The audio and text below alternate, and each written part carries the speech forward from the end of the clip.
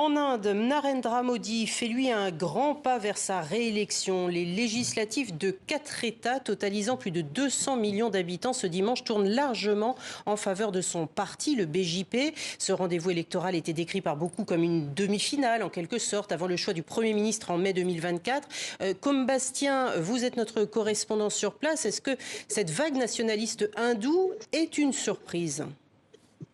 Oui, plutôt parce que non seulement le verdict est sans appel, mais il est aussi contraire aux prévisions des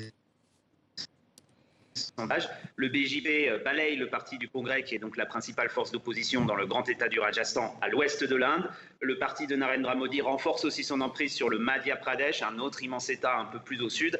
Ces deux états, ils sont chacun plus peuplés que la France, avec environ 80 millions d'habitants. Et le BJP remporte même l'état du Chhattisgarh, au centre de l'Inde, où personne ne le donnait vainqueur, avec là 40 millions d'habitants.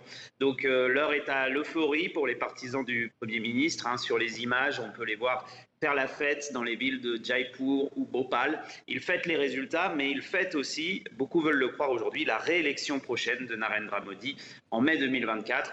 Pour l'opposition indienne qui s'est fédérée en coalition contre le Premier ministre, aujourd'hui c'est cruel. Il y a très peu de commentaires ou d'explications pour l'instant sur cette défaite.